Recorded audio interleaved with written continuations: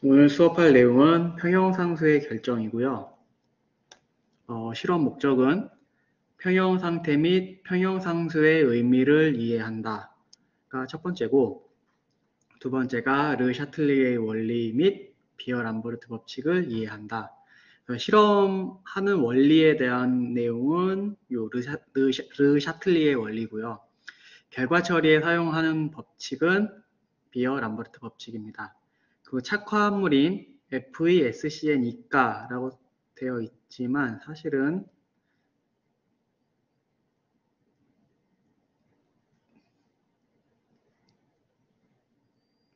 이렇게 생긴 착화합물입니다. 착화합물이 이렇게 생겼을 리가 없죠. 합성을 해서 평형상수 KC를 실험적으로 결정하는 게 오늘 실험의 목적입니다.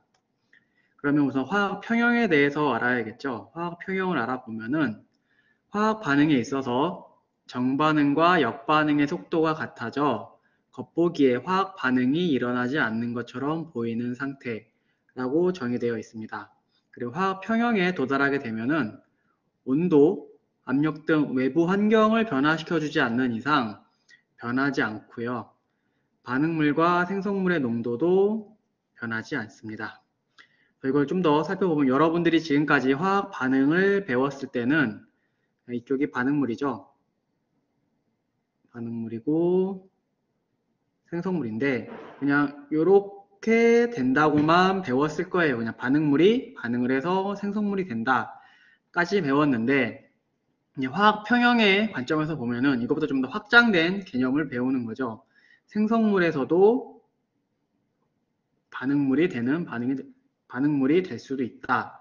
그리고 화학 평형이라는 것은 정반응과 역반응의 속도가 같아지는 거야.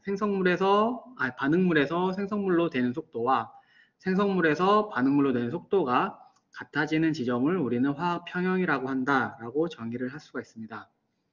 하지만 이게 화학 평형에 도달했다고 해서 화학 반응이 일어나지 않는 건 아니고요. 여기 써져 있는 것과 같이 계속 일로 가고 일로 오고를 반복하고 있지만 우리가 그 분자 하나하나를 관찰을 할 수가 없죠. 그래서 분자의 묶음 단위인 대부분 몰 단위로 화학 반응에서는 분자를 이야기를 하니까 이 몰 단위로 파악을 하게 되는데 이 몰 단위에서는 분자 하나하나가 이렇게 움직이는 것을 확인할 수가 없어서 그냥 정지되어 있는 것처럼 보일 뿐입니다. 좀 더 그림과 표를 이용을 해서 그래프를 이용을 해서 살펴보면은 우리 이제 농도의 관점과 속도의 관점에서 살펴볼 거예요. 처음에 반응이 일어나기 전인 T0에서는 요 N2O4만 있겠죠. 반응물인 N2O4만 있을 겁니다. 이제 반응이 진행됨에 따라서 NO2가 점점 많이 생성이 되겠죠. 그래서 이렇게 NO2가 생성되는 것을 볼 수가 있습니다.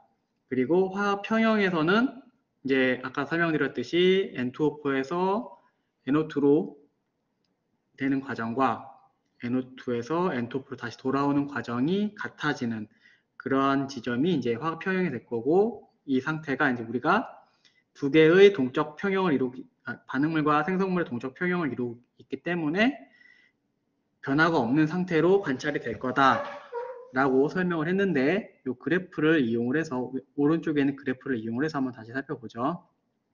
처음에는 반응물만 있을 거니까 반응물의 농도는 가장 높은 상태가 될 거고 반응이 시작될 때가 생성물의 농도는 0이 될 겁니다.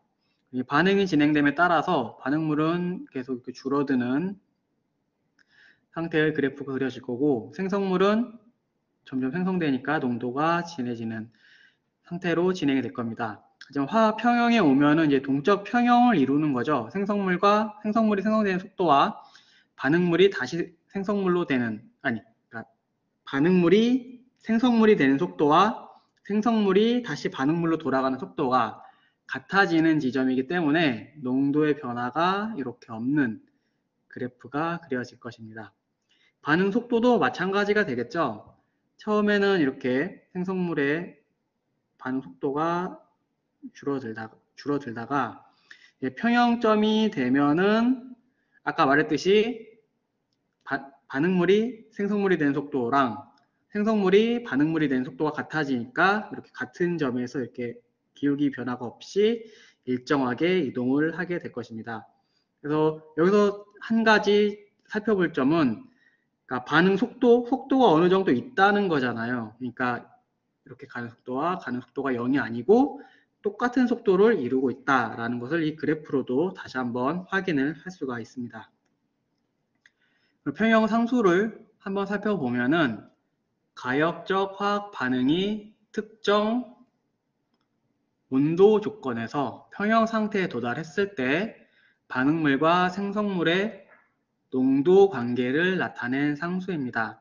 우리가 앞에서 봤을 때 그 평형 상수를 농도의 관점에서 보기도 했고 속도의 관점에서 보기도 했는데 속도의 관점에서 보는 것보다 농도의 관점에서 보는 것이 좀 더 관찰이 쉽겠죠. 측정하기도 쉽고 그래서 평형 상수는 농도의 관계로 상수를 나타냈습니다. 그래서 앞에서와 마찬가지로 이렇게 반응물이 있고 생성물이 있는데 그럼 이 농도의 관계를 나타냈으면은 이 반응물과 생성물을 농도로 표현을 해줬다는 걸 의미하잖아요. 그래서 KC 평형 상수는 이렇게 나타낼 수가 있습니다. 그래서 분모에 반응물이 사용되고 있고요. 분자의 생성물의 농도를 사용을 해서 평형 상수를 정의를 하고 있습니다. 우리 평형 상수 값이 갖는 거에 따라서 반응물과 생성물의 관계를 살펴보면은 평형 상수 값이 1보다 매우 크다라는 걸 의미하는 거는 요 분모보다 그러니까 반응물보다 생성물의 양이 훨씬 커야 1보다 커지겠죠. 왜냐면은 우리 당연히 분자가 커야 1보다 클 거고 이게 의미하는 바는 생성물이 훨씬 많이 생성되는 반응이다 라고 생각을 할 수가 있습니다. 반대로 이게 1보다 작을 경우에는 이제 반응물이 훨씬 큰 거죠. 반응물이 크고 생성물이 작기 때문에 이 비율로 했을 때 1보다 작은 값을 갖게 되고 이럴 때는 우리가 반응을 시켰을 때 반응이 많이 진행되지 않고 반응물이 많이 남아있는 상태를 의미한다고 볼 수가 있습니다. 평형상수의 의미를 좀 더 살펴보면은 평형상수의 단위는 생략을 하게 되어 있고요. 속도상수 같은 경우는 단위를 표시를 해주지만 평형상수는 단위를 표현하지 않습니다. 아마 여러분들이 몇 주 후에 속도상수에 대한 실험도 하게 될 거예요. 그리고 용질이 용해돼서 이온으로 존재하는 경우에는 몰농도로 표현을 해줍니다. 그래서 우리가 일반화학 실험을 할 때 대부분 증류수에 어떠한 시약을 녹여서 용액을 만들고 용액을 반응시키는 실험을 많이 하잖아요. 그래서 우리 일반학 실험에서는 대부분 몰농도를 이용한 표기법을 사용을 하면 되고요. 기체 반응의 경우에는 기체의 부분 압력을 사용해서 표시할 수 있습니다. 기체 같은 경우는 이렇게 있고 만약에 22.4리터고 273.15 켈빈 1atm일 때 1몰의 기체가 들어있다고 할 수가 있죠. 근데 이 1몰의 기체가 들어있는데 하나의 기체로 되어 있지 않고 4개로 되어 있다고 1, 2, 3, 4로 되어 있을 때 하나가 0.1몰, 0.3몰, 0.5몰, 1몰이 이렇게 해서 되어 있는데 이거를 다 부분 압력으로 표현해 줄 수가 있잖아요. 0.1 atm으로 표현을 해줘도 무리가 없죠. 기체의 부분 압력 법칙에 의해서.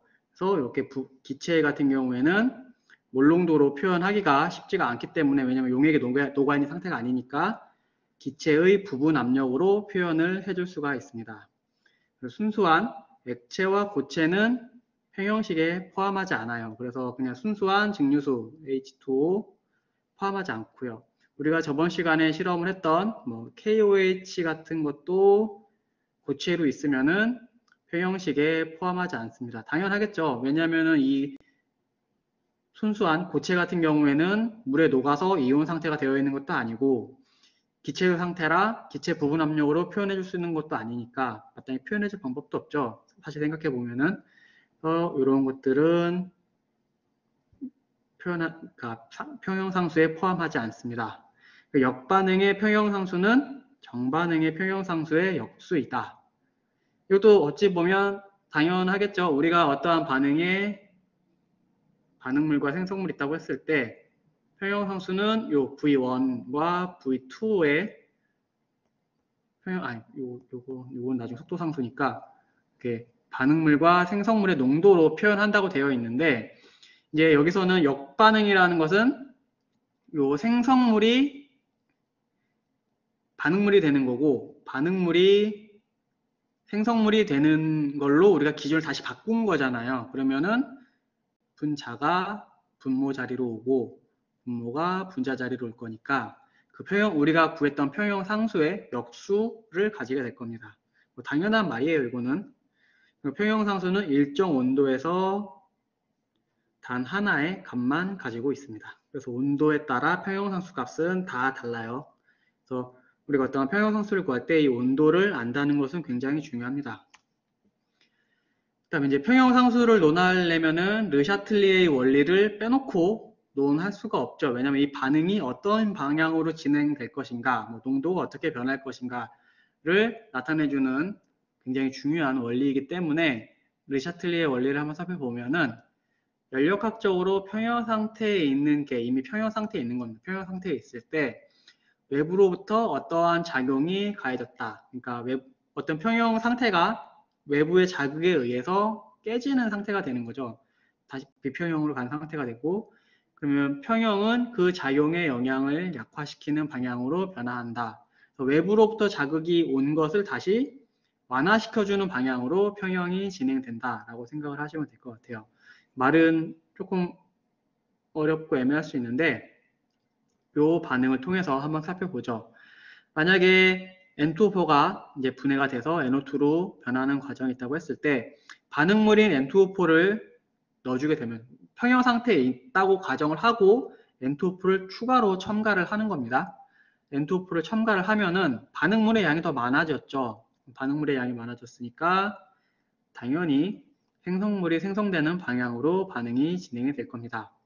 반대로 이번에는 이제 NO2를 넣어준 거죠. 평형 상태에서 NO2를 넣어주게 되면은 이번에 생성물이 많아졌으니까 이게 역반응으로 가서 반응물이 생성되는 반응으로 진행을 될 겁니다. 하지만 이 반응에 전혀 참가하지 않는 헬륨을 넣어줬을 때는 반응이 변화가 없겠죠. 왜냐하면 이 반응의 평형에 어떠한 관여도 하지 않는 헬륨이 첨가됐기 때문에 이 반응은 변화가 없습니다. 평형 상태로 그대로 유지가 될 겁니다.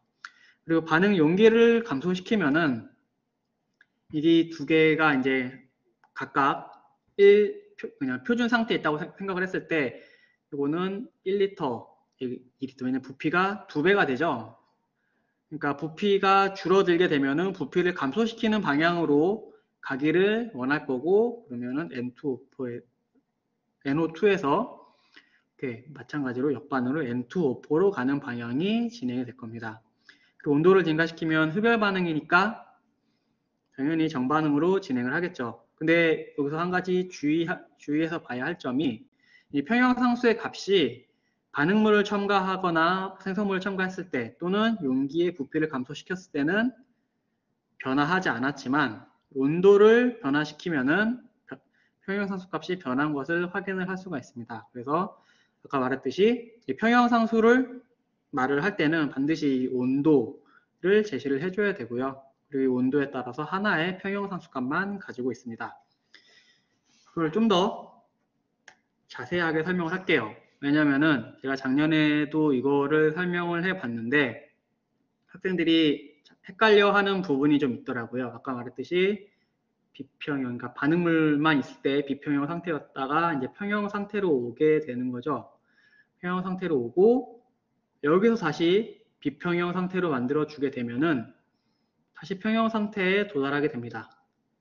근데 학생들이 뭐 대부분 학생들은 제대로 이해를 하고 있겠지만 몇몇 학생들이 이 평형 1과 평형 2가 같은 상태라고 생각하는 학생들이 좀 많은 것 같아서 이 그림을 그려서 설명을 다시 좀 할게요. 이 이렇게 평형을 이루고 있는 겁니다. 시소를 제가 예를 들어서 갖고 왔는데, 요 시소의 몸통과 연결되어 있는 부분을 요거를 압력이라고 하고요. 요 노란색 시소의 몸통이라고 해야 되나? 뭐라고 하는지 모르겠어요. 어쨌든 이걸 부피라고 합시다. 우리가 압력을 이렇게 변화시켜 주게 되면은 이렇게 평형이 깨진 상태가 되는 거죠, 지금. 왜냐면은 이쪽으로 이동을 했기 때문에 이쪽이 평형이 깨져서 이렇게 기운 형태로 시소가 유지가 될 겁니다. 이걸 다시 평형으로 만들기 위해는 사실 두 가지 방법이 있는데, 생성물이 줄어들거나 반응물이 늘어나면 평형을 이루게 되죠. 근데 이 평형은 우리가 처음에 봤던 그 평형 상태와 다른 상태가 되는 거죠. 왜냐하면 반응물의 양이 훨씬 많이 늘어난 상태니까. 그래서 새로운 평형에 도달했다고 할 수가 있습니다.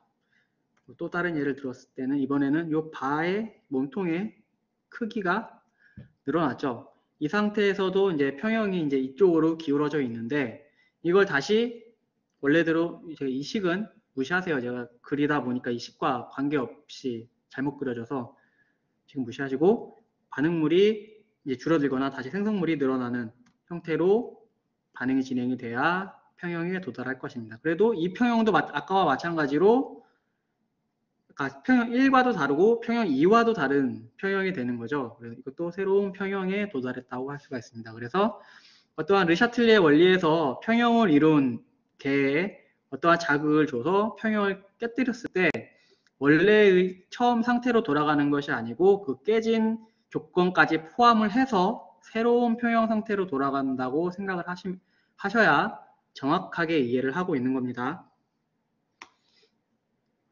그다음에 이제 분광강도법은 여러분 뭐 1학기 때도 철정량할 때랑 여러 번 사용을 했는데, 그때는 좀 시간이 오래돼서 다시 한번 설명을 할게요.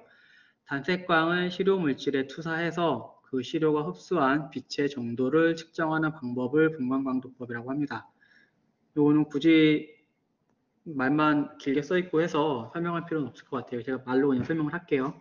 그래서 어떠한 분자의 에너지 구조를 보면은 뭐 시그마 본딩과 파이 본딩이 있는데, 여러분 알다시피 파이 본딩은 이렇게 시그마에서 이중결합을 하나 더 있는 걸 파이 본딩이라고 하죠. 시그마는 단일 결합을 하고 있는 거고, 그리고 이러한 결합들이 이제 에너지를 받게 되면은 들뜬 상태가 되죠. 이렇게 시그마에서 시그마 스타로 갈 수도 있고, 시그마에서 파이 스타도 갈 수 있고.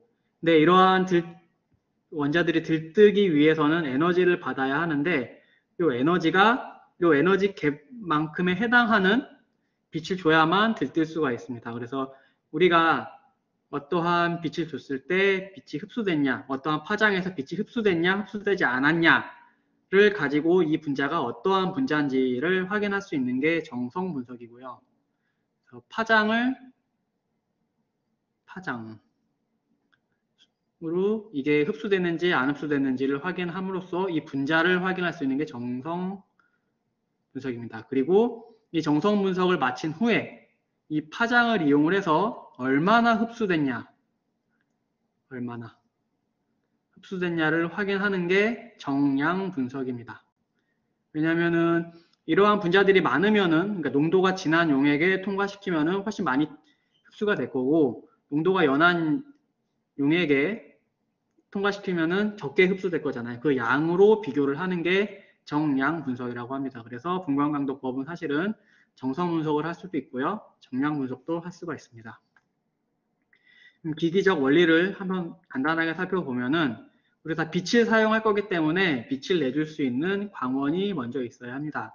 이런 광원의 경우에는 이렇게 램프를 많이 사용을 하고 있는데요. 램프가 여러 파장을 다 낼 수 있는 램프들이 많기 때문에 램프를 사용하는데, 이 빛이 처음에는 최대한 세면 셀수록 좋거든요. 왜냐하면 우리가 어떠한 샘플의 빛을 조사했을 때 100이라는 빛이 필요한데, 램프 하나의 빛을 이렇게 쏘이다 보면은 100이라는 양을 채우지 못하는 경우가 많습니다. 그래서 빛을 최대한 모아서 뭐 100이 아니고 1000, 만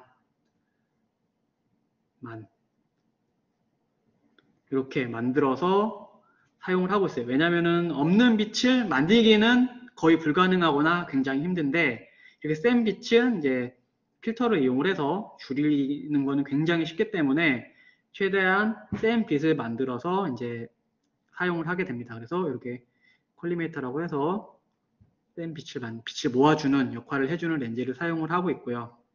그다음 빛을 모아서 이제 빛을 다시 분리해야 하기 때문에 프리즘에 넣어주게 됩니다. 여기서 빛을 분리한다는 것은 이제 파장별로 분리를 한다는 거예요. 여기는 모든 파장이 다 합쳐져 있는 거고, 여기 이제 프리즘을 통과하면은 굴절률에 따라서 빛이 나눠지기 때문에 이렇게 프리즘 같은 그레이팅을 이용해서 빛을 나눠주게 됩니다. 그러면 여기 이쪽은 빨간색, 이쪽은 보라색, 그래서 쭉 가겠죠. 이쪽은 적외선도 있을 거고, 자외선도 있을 거고. 그러면 이제 우리가 필요한 빛을 뽑아서 사용을 할 수가 있죠. 이렇게 슬릿을 이용을 해서 우리가 원하는 부분에 이동시켜 주면은 빨간색만 뽑았을 수 있고 보라색만 뽑았을 수 있잖아요. 그래서 우리가 원하는 빛을 뽑아서 사용할 수 있는 상태로 만들어 주게 됩니다. 그리고 이 그림을 보면은 좀 더 여러분들은 이제 대학생이니까 좀 더 전문적으로 보면은 빛을 나눠줘야 돼요. 이렇게 50대 50으로. 그 이유는 조금 더 설명드릴게요.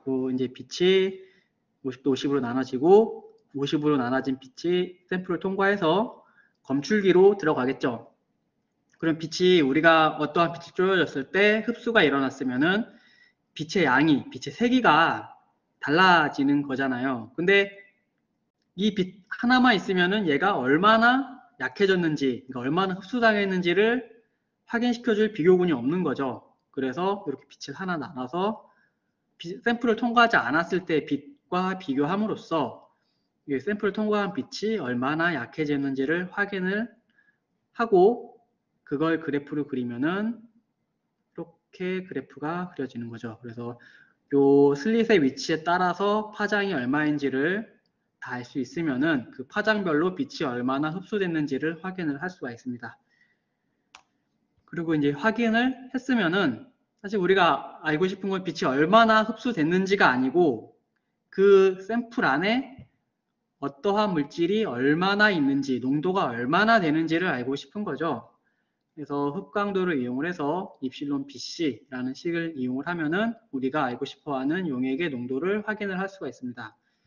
입실론은 어떠한 분자가 빛을 흡수하는 얼마나 흡수하는지를 나타내는 상수이고요. B는 빛이 통과한 거리인데 대부분의 UV 스펙트럼 같은 경우에는 1cm 셀을 사용하니까 1cm라고 생각을 하셔도 크게 무리는 없을 것 같아요. 그럼 우리가 흡광도를 알고 몰 흡광 배수와 B는 를 알고 있기 때문에 농도를 구할 수가 있습니다. 그리고 만약에 우리가 어떠한 물질의 농도를 알고 있고 B는 상수니까 알고 있는데 이 입실론을 알고 싶다. 그럼 거꾸로 계산을 해보면 되죠. 그리고 이런 식으로 다 이 입실론 값을 구했을 겁니다. 그래서 A를 구하고 이번에는 입실론이 몰 흡광 배수가 모르는 상수가 되는 거고 B와 C를 알고 있으면은 역으로 몰 흡광 배수를 확인을 할 수가 있어요. 이런 식으로 사람들이 다 이 몰 흡광 배수를 알아낸 겁니다. 그래서 오늘 실험에서는 실험 B에서는 몰 흡광 배수를 확인하는 게 실험 B고요. 실험 C에서는 C를 이용을 해서 평형상수를 구하는 게 실험 C입니다. 오늘 타기온을 사용할 건데요. 타기온도 1학기 때 배우긴 배웠는데 배운 지가 오래돼서 좀 설명을 하고 넘어갈게요. 차기온은 이온 상태의 중심금속 이온에 리간드가 베이 결합을 해서 중심금속 이온이 가지는 성질과는 또 다른 성질을 가지는 이온을 차기온이라고 합니다. 그리고 이때의 중심금속은 대개가 아니고 거의 다 전위금속이죠. 전위금속이고 리간드의 종류에 따라서 다양한 색깔을 띠는 특징이 있습니다. 그래서 여러분들이 1학기 때 센장 리간드, 약한장 리간드 해서 이 에너지 갭 차이가 어떻게 변하는지도 배웠을 거예요. 착물이 형성되는 화학 반응의 평형상수를 특별히 착물의 형성상수라고 하고요. 대체로 1보다 굉장히 큰 값을 가지고 있습니다.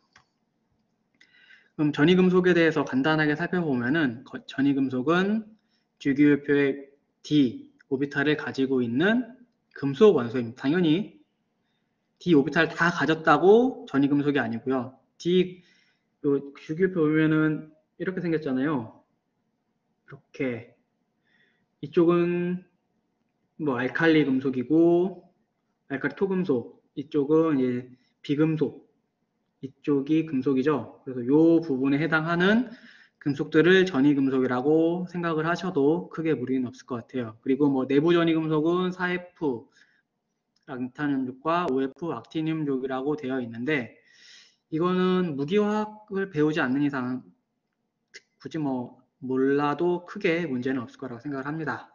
그리고 d 오비탈은 다음과 같이 5개를 가지고 있고 각각의 모양은 다음과 같습니다. 이거는 1학기 때 많이 봤으니까 따로 설명을 하진 않을게요.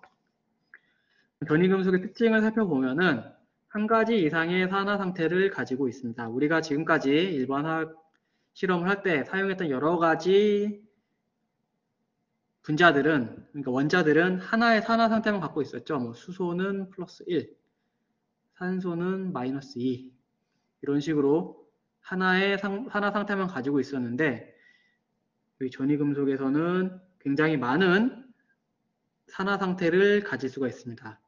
이게 d 오비탈 때문에 그런 건데 여러 가지 산화 상태를 가질 수 있고요. 일간으로 둘러싸여서 차기온의 형태로 존재를 합니다.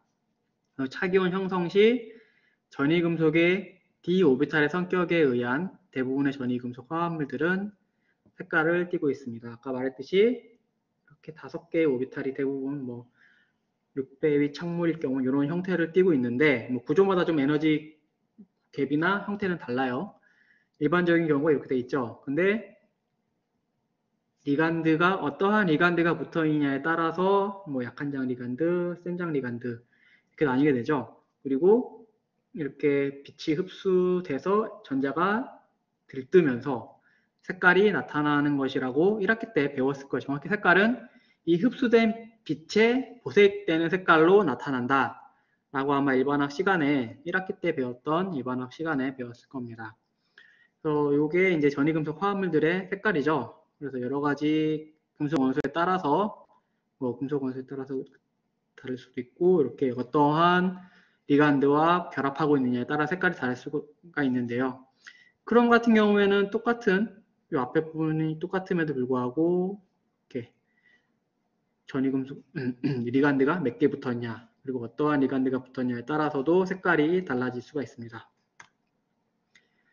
배위화합물을 좀 더 살펴보면은 배위화합물이라고도 하며 오비탈이 많은 중심금속 이온에 리간드에 정확히 말하면 고립전자쌍이 결합되어 있는 형태의 화합물을 배위결합 화합물이라고 할 수 있습니다. 리간드는 금속이온과 결합을 형성할 수 있는 비공유 전자쌍을 하나 이상 가지고 있는 분자나 이온들을 리간드라고 하고 있고요. 특히 킬레이트는 한 개의 리간드가 금속이온과 2자리 이상에서 배위결합을 할 수 있는 것들을 킬레이트라고 하고 있습니다. 그래서 여기는 사실 킬레이트가 없는데 여러분 1학기 때 배웠던 화합물들이 다 킬레이트였죠. 그래서 중심금속이 있고 EN, 에틸렌 갑자기 이름 생각이 안 나네. EN이라고 했던 이렇게 하나가 금속 2개랑 이런 식으로 결합하고 있는 이런 화합물들을 킬레이트라고 해요. 2개 이상, EDTA 같은 경우 6개가 결합할 수 있는 형태로 되어 있죠. 이런 것들을 킬레이트 화합물이라고 하고 있습니다. 우리 몸속에는 헤모글로빈 햄 분자도 그런 식이고요. 평형상수로 돌아와서 평형상수를 다시 한번 살펴보면은 우리는 먼저 착물을 만들어야 하는 거죠. 착물을 만들어야 하니까 우리가 실험에서 다음과 같은 화합물을 사용할 Fe, NO3가 3개 붙어 있는 화합물들을 사용을 할 거고요. 이걸 물에 녹이게 되면은 NO3가 떨어져 나가고 이렇게 H2O가 6개 붙어 있는 창물을 형성을 합니다. 1차적으로.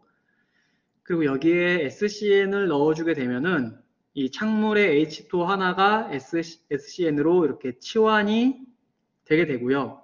이렇게 치환이 되게 되면은 색깔이 변하게 됩니다.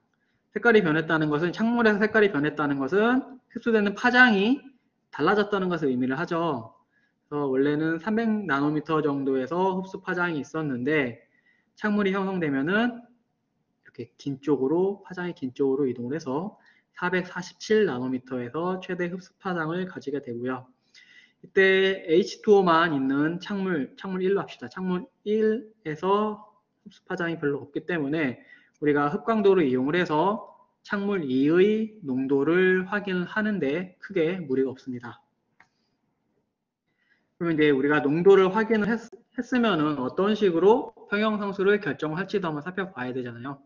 창물 1로 합시다. 창물 1이 처음에 형성이 되고 우리가 농도를 알고 있는 어떤 SCN 용액을 넣어주게 되면은 이렇게 T0라고, 반응이 전이에요. 뭐 반응 전인데 같이 있다고 표현이 되어 있지만 뭐 생각하기에 따라서는 A와 B가 지금 분리되어 있는 상태라고 봐도 크게 상관이 없습니다.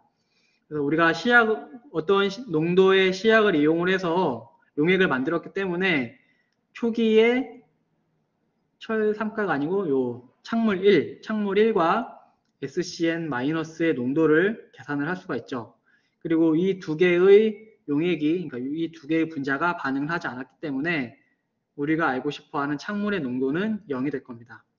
그리고 반응을 시키게 되면 이제 점점 더 요 창물 2가 형성이 될 거고, 반응이 종결된, 그리고 그러니까 반응이 종결됐다고 하지 말고 이제 반응이 평형 상태에 도달했을 때를 살펴보면은 이렇게 창물 2는 X만큼 생성이 되면은 요 창물 2가 창물 1과 SCN 1대1로 생성이 되게 되어 있으니까 다음과 같이 표현을 해줄 수가 있을 거예요. 그러면 이제 요 평형 상태를 이용을 해서 평형 상수에 가까이 값을 넣어주게 되면은 우리가 평형 상수를 구할 수가 있겠죠. 요 식을 이용을 해서 평형 상수를 구하시면 됩니다. 그래서 실험 A는 창물을 합성을 하고 르샤틀리의 원리를 확인하는 게 실험 A입니다. 그래서 창물을 형성한 후에 아이스베스와 핫베스 그리고 실온에 10분간 방치를 해야 되나? 그냥 또 놓아두고요. 10분 후에 용액이 어떻게 변하는지를 관찰을 하면은 이 반응이 발열 반응인지 흡열 반응인지, 뭐 발열도 아니고 흡열도 아닌지를 확인을 할 수가 있는데요. 그런 것을 확인하는 게 실험 A입니다. 실험 B는 창물의 몰 흡광 계수를 결정하는 게 실험 B고요. 그래서 아까 말했듯이 A는 입실론, B, C인데 실험 B는 요 입실론을 확인하는 게 실험 B고요. 실험 C는 요 C를 이용을 해서 평형상수를 계산하는 게 실험 C입니다. 실험 동영상을 보고 나머지를 설명할게요. 어떻게 하면 되지?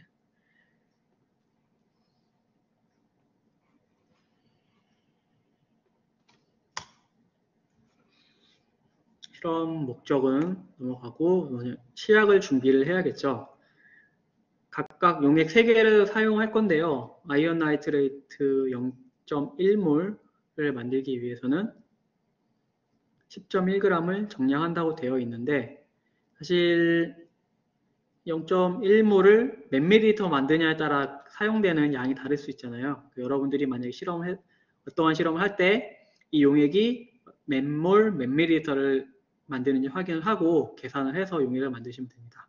그래서 한 가지 틀린 점이 있는데 지금 용액 시약을 덜었다가 너무 많이 떠갖고 시약통에 다시 옮기고 있죠. 이렇게 옮기면 안 됩니다. 굉장히 잘못된 방법이에요. 왜냐하면은 지금 비커가 오염됐을 수도 있고 주변이 오염됐을 수도 있는데 그것을 덜어서 다시 시약에 넣게 되면은 시약이 오염될 수가 있겠죠. 뭐 시약이 오염되는 거면은 크게 문제가 없을 수 있는데 만약에 그 넣은 시약과 반응하는 어떠한 이물질들이 묻어서 같이 통에 들어간다. 그 되면은 뭐 화재, 폭발 그런 위험이 있을 수 있으니까 반드시 내가 너무 많이 덜었다 그럴 경우에는 그 많이 던 만큼을 떠서 유산지 같은 거에 다시 옆에 옮겨 놓고 그거는 폐기하셔야 합니다. 굉장히 중요한 사항이에요. 그래서 각각의 시약들을 다 정량을 하고요. 용액을 만들어 주면 되는데요. 처음에 아이언 나이트레이트 같은 경우에는 비커를 사용했기 때문에 비커에 있는 시약을 녹여서 부피 플라스크에 넣어주면 됩니다. 네, 이렇게 비커를 사용하는 경우에는 이제 처음에 그냥 시약을 녹여서 부피 플라스크에 넣어준다고 해도 비커 벽면에 여전히 시약이 묻어 있잖아요. 그것까지 다 잘 헹궈서 용액을 만들어 주셔야 합니다. 그렇지 않고 비커 벽면에 시약이 묻어 있게 되면은 우리가 측정한 양보다 훨씬 작은 양을 사용하게 되는 거죠. 뭐 약간 차이 나긴 하겠지만 그래도 실험에 오차가 발생하거나 여러 가지 실험이 우리가 원하는 결과가 안 나오는 원인이 될 수 있으니까 최대한 시약을 다 녹여서 벽면에 남아있지 않도록 해주셔야 합니다.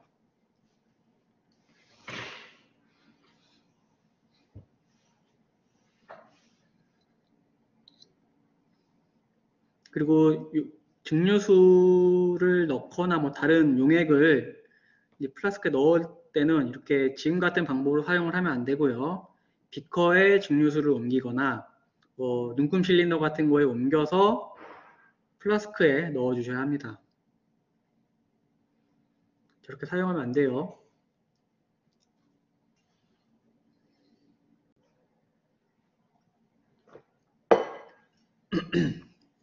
그리고 다 만들어진 시약은 다음과 같이 잘 섞어서 전체적으로 농도가 고르게 되도록 해주셔야 합니다. 나머지도 똑같은 방법으로 시약을 만들어 주시면 돼요. 이렇게 하면 안 된다는 거죠.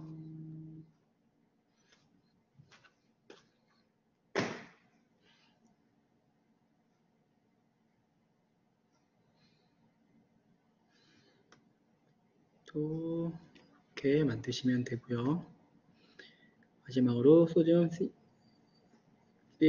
시아나이트도 똑같이 만들어 주시면 됩니다. 만약에 이게 시약이 유산지에 붙어서 잘 안 들어가거나 시약이 뭉쳐서 잘 안 들어가는 경우에는 그냥 보틀로 이렇게 헹궈 주시면은 들어갑니다. 이때도 주의하셔야 할 게 증류수를 너무 많이 넣어서 증류수랑 시약이 플라스크 밖으로, 그러니까 실험 테이블로 흘러내리지 않도록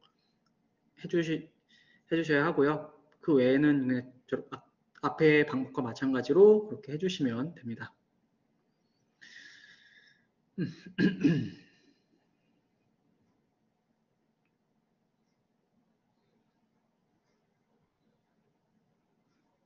그 후에는 각각의 용액들을 0.02몰로 만들어 주시면 되는데요.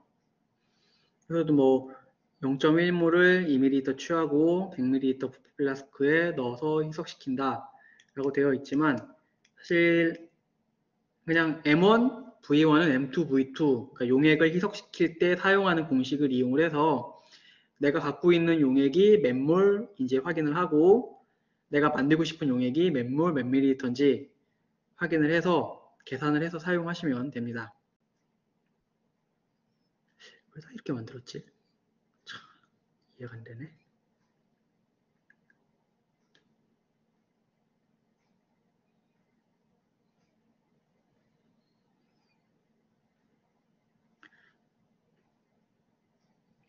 그리고 메니스커스 읽을 때도 지금 보면은 부피 플라스크를 들고 메니스커스를 확인하고 있죠. 그렇게 확인하시면 안 돼요. 그러면은 내 그 들 때의 각도에 따라서 메니스커스가 달라질 수 있으니까 반드시 테이블에 놓고 메니스커스를 확인하셔야 합니다.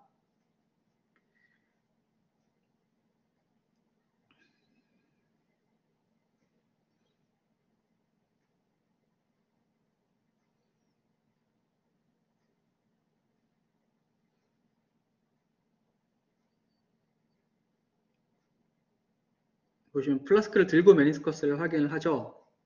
이렇게 하시면 안 된다는 거예요.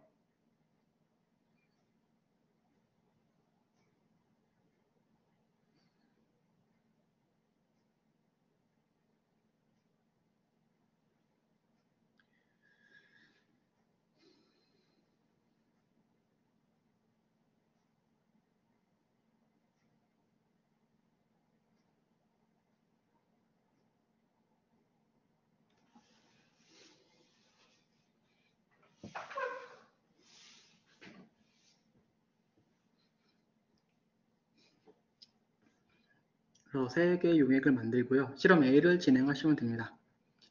그래서 처음에 0.002몰 소듐 나이트레이트 2ml를 삼각 플라스크에 넣고요.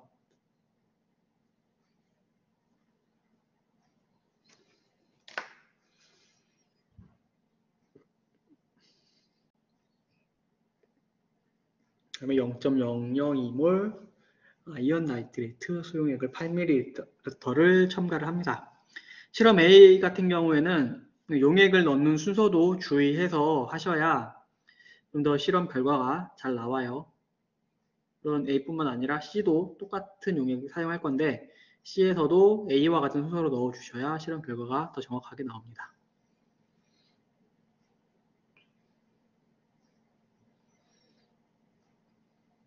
창물이 형성되면서 색깔이 변하는 것을 확인할 수가 있고요. 잘 섞어준 다음에 이 창물이 형성된 용액을 3개의 시험관에 나눠 담습니다. 총 18ml를 만들었으니까 6ml씩 나눠서 3개로 분리를 하면 되죠.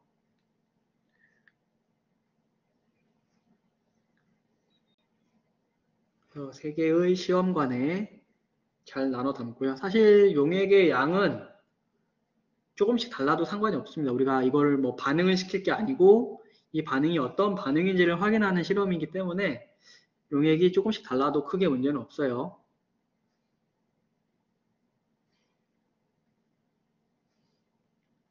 그 다음에 시험관을 뜨거운 워터베스, 아이스베스 상온에 10분간 두고 반응이 진행되도록 놔두는 거죠. 뭐 정반응으로 가든 역반응으로 가든 반응이 어떤 방향으로 가도록 놔둔 다음에 관찰을 하면은 이 반응이 어떤 반응인지를 확인할 수가 있습니다.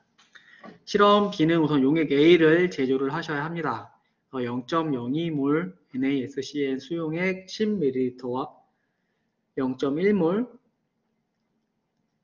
FeNO3 3개가 붙어 있는 용액을 90ml 섞어서 용액 A를 만들어 줍니다.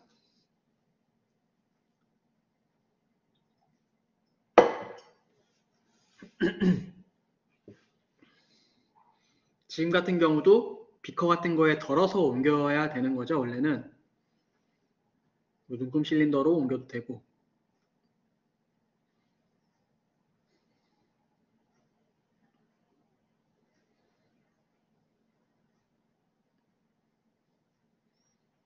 그리고 마지막에는 이렇게 지금과 같이 피펫과 같은 좀 더 정교한 기구로 옮겨서 메니스커스까지 용액을 채워주시면 됩니다.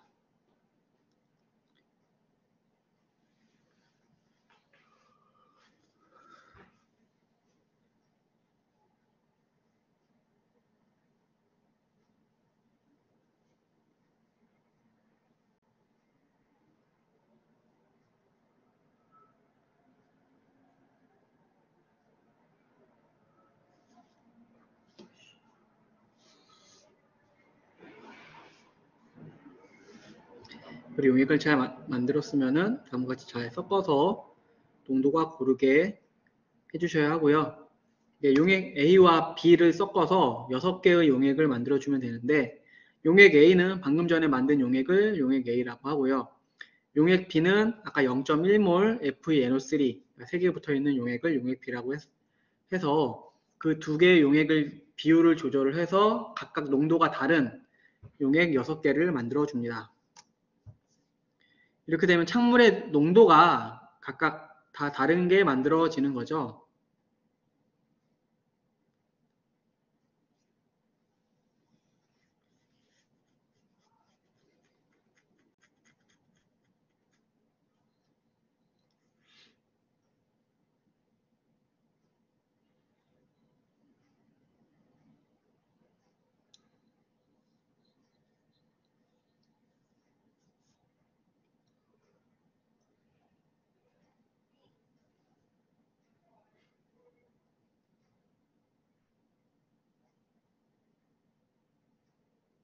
그리고 실험 B부터는 진짜 실제 사용하는 용액의 부피를 굉장히 조심해서 용액을 만들어야 해요. 왜냐면은 실험 B 같은 경우에는 6개의 시험관에서 구한 농도와 흑광도를 이용을 해서 하나의 그래프로 만들 건데, 우리가 사용하는 부피가 잘못되면은 그 값들이 다 튀겠죠. 일정한 기울기를 가지고 있는 그래프로 구할 수 없을 정도로.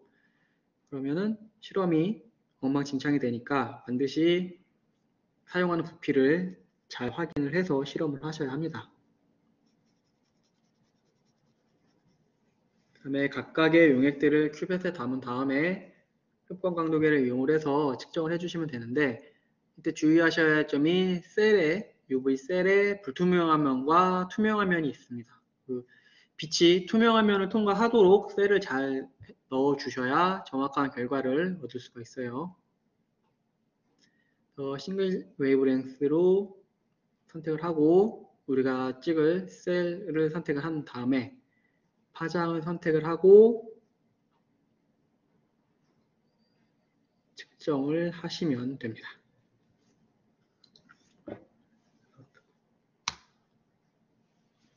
다음과 같은 그래프를 얻어서 그래프를 그리면 되고요.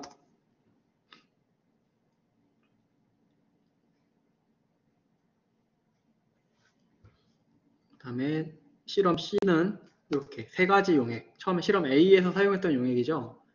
3개를 섞어서 각각 다른 용액의 농도의 용액을 만들어 줍니다.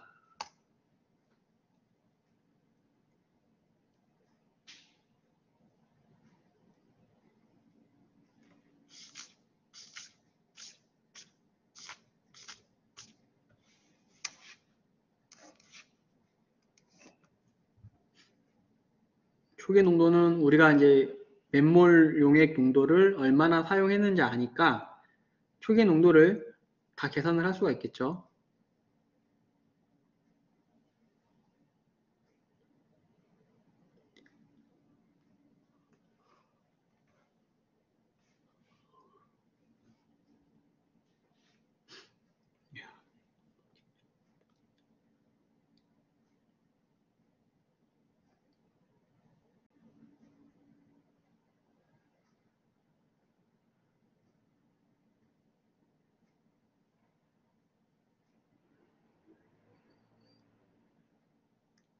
다음과 같은 방법으로 각각의 용액들을 만들어 주시면 됩니다.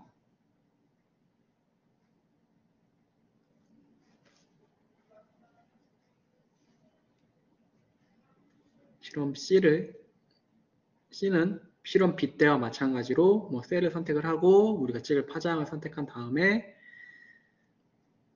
측정을 해서 각각의 스펙트럼을 얻으면 됩니다. 그리고 이 각각의 값을 이용을 해서 평형상수를 구하면 되고요. 주의사항은 뒤에서 다시 설명할게요.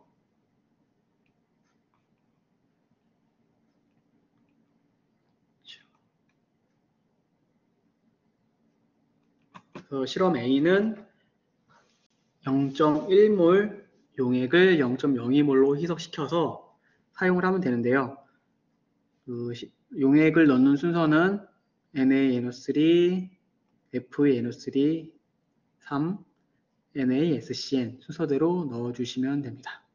그렇게 되면 이제 창물이 형성되면서 이렇게 색깔이 변화가 되겠죠. 변화가 될 건데 이 반응이 어떤 반응이냐에 따라서 아이스베스, 실온, 핫베스에서 색깔이 다시 달라지게 될 겁니다. 정반응이 더 많이 가는 경우에는 색깔이 더 진해질 거고, 기준은 요 RT, 룸템퍼러처가 기준이 되겠죠. 우리 실온. 색깔이 어떻게 변하냐를 관찰을 하고 이 반응이 어떠한 반응인지를 확인하는 게 실험 A입니다. 실험 B는 이제 몰 흑광계수를 결정하는 게 실험 B인데요. 용액 A를 먼저 만들어줘야 합니다. 0.02몰 NaSCN 10ml와 0.1몰 FeNO3 3개가 붙어있는 용액 90ml를 섞어서 용액 A를 만들고, 용액 B는 이걸 다시 사용합니다. 똑같이 사용합니다. 용액 B를. 그래서 각각의 비율을 다르게 해서 6개의 용액을 만들게 되면은 각각의 용액의 어느 농도의 그 착화합물이 만들어졌는지를 계산을 할 수가 있죠. 그래서 각각의 농도에서 착화합물의 농도가 얼마인지를 계산을 하고 흑방도를 이용해서 그래프를 그리면 이렇게 그래프가 사실 점을 찍는 거죠. 점을 찍어서 추세선을 만들면 하나의 선으로 만들 수가 있고 이때의 기울기를 이용해서 입실론 값을 구할 수 있습니다. 몰 흑방계수. 그래서 만약에 여러분들이 이 부피를 정확히 맞추지 못하고 실험을 하게 되면은 뭐 처음에 여기서 시작했지만 이렇게 될 수도 있어요. 그러니까 용액을 만들 때 굉장히 조심해서 만들어 주셔야 합니다. 용액 A는 이렇게 구성이 되어 있고 용액 A에서의 NaSCN의 몰수를 구해보면은 이렇게 구할 수가 있습니다. 그 다음에 다시 몰농도를 구해야겠죠. 용액 A에서의 철착화합물의 몰농도를 구하면은 이렇게 구할 수가 있고요. 혼합 용액에서의 이제 몰농도도 마찬가지로 구해야겠죠. 그렇죠? 그러면 여기서는 그냥 우리가 여기서 이미 몰농도를 구했고 요 비율을 알고 있으니까 그냥 희석 M1 V1은 뭐 M2 V2 해서 구할 수도 있고 그냥 몇 대 몇 비율로 뭐 NaS 뭐 A 용액 1, B 용액 4로 했으면은 5분의 1 용액이 되는 거잖아요, 농도가. 그러니까 이런 식으로 그냥 간단하게 계산을 해도 이 혼합 용액에서의 착화합물의 농도를 구하실 수가 있을 겁니다. 쉽게. 실험 C는 실험 A에서 만들었던 용액을 그대로 사용을 하고요. 그리고 실험 B와 마찬가지로 각각 다른 농도의 용액을 만들어서 실험에 사용을 합니다. 네, 여기서 요 Fe, NO3 세 개가 붙어 있는 것, 똑같은 양을 사용했기 때문에 얘는 하나만 구하면은 다 똑같이 사용을 할 수가 있겠죠. 왜냐하면 부피는 다 10ml니까 10ml고 요거 사용량은 똑같으니까 같은 농도로 갖고 있을 거고 대신 이제 NaSCN 같은 경우에는 사용량이 다르긴 하지만 뭐 일자리 하나만 구하면은 나머지는 그냥 곱하기 얼마 해서 사용을 해도 크게 문제는 없습니다. 왜냐면은 얘네 둘만 반응에 참여하는 거고 얘는 반응에 참여하지 않기 때문에 그냥 그런 식으로 구해도 크게 무리는 없을 거라고 생각을 합니다. 이렇게 두 개의 식을 이용하면은 쉽게 구할 수가 있어요. 주의사항으로는 우리가 지금 용액 뭐 A, 용액 B, 뭐 C를 사용하는 경우도 있었지만 세 개의 용액을 사용하는 경우나 뭐 두 개의 용액을 사용을 해서 각각의 농도가 다른 여러 가지 용액을 만들었기 때문에 잘 적어두지 않으면은 헷갈릴 수가 있습니다. 내가 뭘 만들었는지 모를 수가 있어요. 그러니까 반드시 잘 적어서 실험에 잘못된 결과를 얻는 원인이 되지 않도록 하고요. 그 셀 같은 경우에는 사실 여러분들이 한 번도 못 봤죠. 실험을 한 적이 없으니까. 이렇게 어두운 면이 이렇게 빗살 무늬로 되어 있는 쪽이 있고요. 투명하게 되어 있는 쪽이 있어요. 그래서 빛이 이렇게 투명한 쪽으로 통과하게 셀을 잘 놔주셔야 합니다. 왜냐하면 불투명한 면으로 통과하게 되면은 산란이 일어날 수도 있고 이 불투명한 면에서도 흡수가 일어날 수 있기 때문에 실험 오차의 원인이 될 수가 있습니다. 그리고 우리가 만드는 착화합물은 다들 중금속이기 때문에 반드시 중금속 폐수통에 버리셔야 합니다. 그렇지 않으면은 환경 오염이 굉장히 심하게 되겠죠.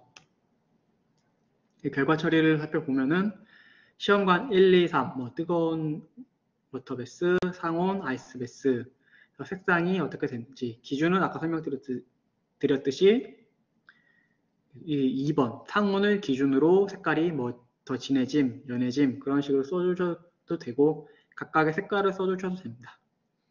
그 다음에 평형 이동은 이제 오른쪽 왼쪽으로 되어 있는데요. 오른쪽은 이쪽이 오른쪽이죠. 그래서 반응물에서 생성물로 가는 게 오른쪽, 왼쪽은 생성물에서 반응물로 오는 역반응이 왼쪽이라고 생각을 하시면 될 것 같습니다. 그리고 상온을 기준으로 색깔이 어떻게 변했냐에 따라서 이 반응이 발열 반응인지 흡열 반응인지도 확인을 할 수가 있고요. 그거에 맞춰서 적어주시면 됩니다.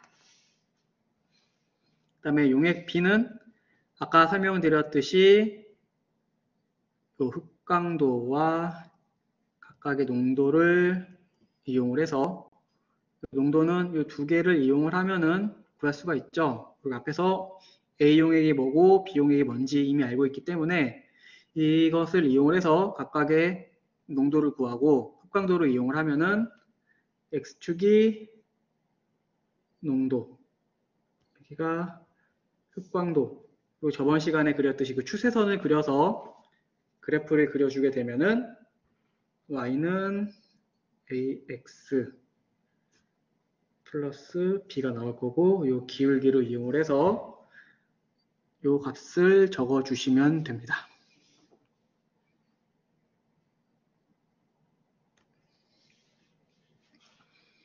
그리고 여기도 초기 농도는 다 구할 수 있죠. 이 용액이 어떤 용액이 얼마나 들어갔는지 다 알고 있으니까.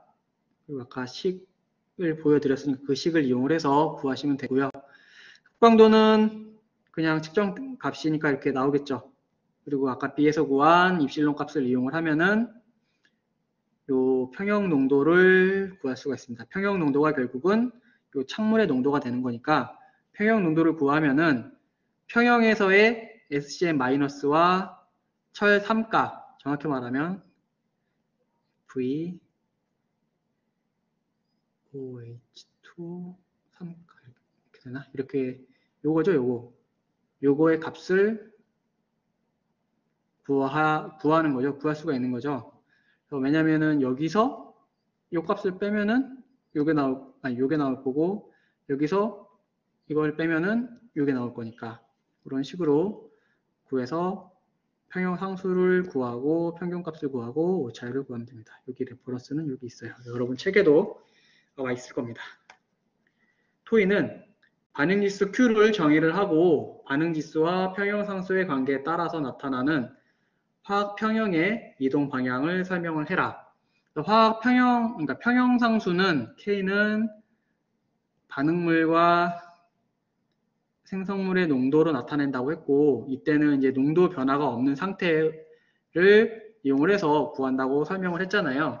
근데 우리가 알고 싶은 거는 평형 상태에서의 평형상수 값일 수도 있지만 사실 더 알고 싶은 것은 A에서 B로 반응이 진행될 때 이 중간 지점에서 농도를 측정을 하고 이 반응이 어디로 갈 것인지를 사실 더 알고 싶어 하는 거잖아. 싶어 하겠죠. 그걸 위해 평형상수를 구한 거고 이러한 게 이제 반응지수 Q라고 하는데 이 반응지수가 뭔지를 한번 찾아보고 이 평형상수와 어떤 점이 다른지 어떤 관계가 있는지를 한번 확인해 보시는 게 토의 1번이고요. 토의 2번은 실험 A의 결과를 바탕으로 이 실험이 정확한 실험 결과를 얻으려면은 여기 또 수정이 안 됐네. 용액의 농도가 높은 것과 낮은 것 중 어떠한 실험 조건이 유리한가? 그리고 그 이유를 설명하시오. 이거는 아까 르샤틀리의 원리 설명했던 부분을 잘 살펴보면은 그뿐만 아니라 평형 상수가 어떠한 항에 연관이 있는지를 잘 생각해 보시면은 결과 찾아서 적는데 크게 무리는 없을 거라고 생각을 합니다. 굉장히 중요한 거예요. 그리고 우리가 실험을 할 때 사실 지금까지 그러니까 1학기 때 했던 실험과 전 실험을 생각해 보면은 용액을 이제 물킬 때 대부분 증류수를 사용을 했죠. 사실 대부분이 아니고 다 증류수를 사용을 했죠. 근데 이번 실험에서는 증류수가 아니라 NaNO3를 사용을 하고 있습니다. 그 이유는 무엇인지 한번 생각을 해보세요. 또 르샤틀리의 원리를 잘 생각해 보면은 답하는데 크게 어려움은 없을 거라고 생각을 합니다. 그리고 이제 이렇게 해서 결과 처리는 A, B, C가 있고요. A는 그냥 이렇게 이게 다예요, 결과가. 그러니까 이걸 보고 여러분들이 이제 이 반응이 어떤 반응으로 진행하고 있는지 쓰시면 되고, 요 색깔을 쓰시면 됩니다. 그러니까 설명드렸듯이 이 RT를 기준으로 쓰시면 돼요.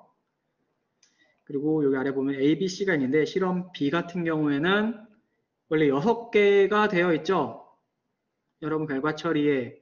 근데 똑같은 계산을 그렇게 많이 할 필요가 없는 것 같아요. 제가 생각하기에는. 그래서 3개로 줄였어요. 원래 2개로 줄이려고 했는데 2개로 줄이게 되면은 우리가 지금 점 2개를 찍고 이렇게 그래프를 그려야 되는 거잖아요. 이것도 너무 웃기다고 해야 되나? 말이 안 된다고 해야 되나? 그렇지. 중간에 점 하나는 더 있어야 되지 않을까 해서 시험관을 이렇게 3개로 했고요. 실험 C 같은 경우는 2개.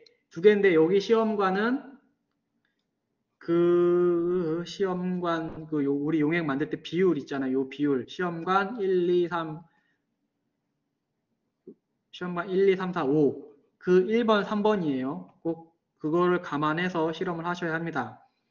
실험 B 같은 경우는 사실 크게 문제가 없을 수 있는데 문제 없을 수 있나? 왜냐면 여기 비율이 다 있기 때문에 문제가 없을 수 있는데 실험 C에는 비율이 안 써 있죠. 그래서 이 시험관이 몇 번 시험관인지를 모르면은 올바른 결과 처리가 힘들기 때문에 이렇게 1번, 3번으로 되어 있고요. 이걸 잘 고려해서 결과 처리를 하셔야 합니다. 그리고 여기 토의도 이렇게 같이 워드 파일로 적은 것 마찬가지로 올려놓을 거니까 이거 이용해서 결과 처리를 하시면 되고요. 제가 그 첫째 시간에 설명을 드렸는데 다른 분반 학생들이 물어보더라고요. 이번에도 뭐 컨클루전을 써야 되는지 안 써야 되는지 물어보는 학생이 있어서 그 분반에는 제가 따로 공지를 했는데 아직 지금 분반 학생들은 수업을 제가 아직 하지 않았기 때문에 메일로 하지 않았고요.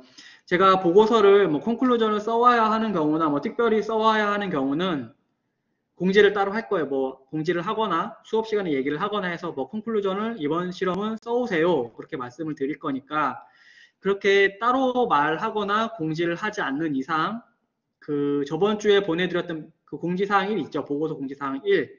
그거에 맞춰서 보고서를 작성해 오시면 됩니다. 컨클루전을 안 쓰는 이유는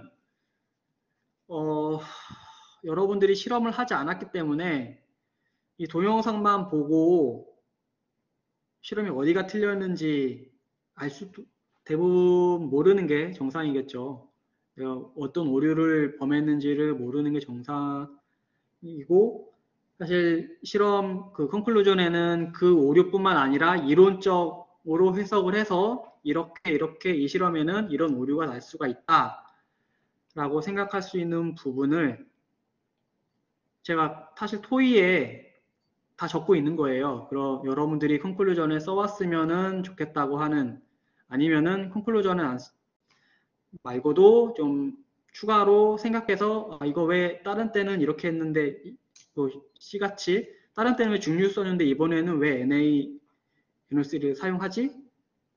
이런 거 좀 생각해 봐야 될 거를 제가 넣어놓는 거니까 이거에 맞춰서 보고서 써오시면 돼요. 대신 그렇게 된 만큼 이 토의의 배점이 훨씬 많아지겠죠. 왜냐면은 여러분 다른 분반보다 계산도 많이 안 하고 채점할 내용이 계산이랑 토의인데 계산도 다른 원래 해야 되는 것보다 양이 줄었으면은 그 배점만큼 다른 부분으로 가야 되는 거잖아요.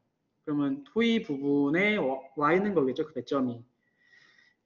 그러니까 그거 잘 감안해서 보고서 써오시면 됩니다. 사실 저번 시간 같은 경우에는 토의가 좀 틀려도 좀 내용이 빈약해도 첫째 시간이었기 때문에 뭐 점수 감점이나 그런 건 없었는데 아마 이번 시간부터는 그렇진 않을 거예요. 열심히 써온 학생은 열심히 써온 만큼 점수를 받아갈 거고 그렇지 못한 학생들은 뭐 점수를 받아가겠죠. 제가 첫 번째 시간에 설명을 드렸듯이 족보가 있고 그런 학생들은 이 계산 결과 처리 점수가 너무 많으면은 열심히 했는데도 점수가 안 좋게 나오는 학생들이 있고 뭐 대충 했는데도 족보 잘 받아서 아니면 뭐 레프트 월드 같은 데서 잘 구매를 해서 사실 그것도 자기 정성이긴 한데 어쨌든 그렇게 공정하진 않다고 생각을 했기 때문에 이런 식으로 바꾼 거니까 그거에 맞춰서 보고서를 써오시면 됩니다. 그리고 이 토익 같은 경우에는 뭐 여러분들이 생각을 해서 적는 경우도 있겠지만 참고하는 도서나 뭐 인터넷 웹페이지 같은 게 있을 거예요. 반드시 적어주셔야 합니다. 그렇지 않으면은 똑같으면은 제가 표절로 점수를 둘 다 빵점 맞을 수 있어요. 누가 누굴 표절했는지 그건 알 수 없기 때문에 빵점 다 받을 수도 있고요. 뭐 2반인지 다른 분반인지 잘 모르겠는데 제가 뭐 이런 말까지 하면은 좀 그럴 수도 있지만 뭐 제가 족보를 보고 쓰라는 걸 조장하는 건 아닙니다. 만약에 어떠한 뭐 소스를 진짜 내가 몰라서 이거 도저히 할 수가 없다. 그럼 소스를 보고 쓸 수도 있다고 생각은 해요.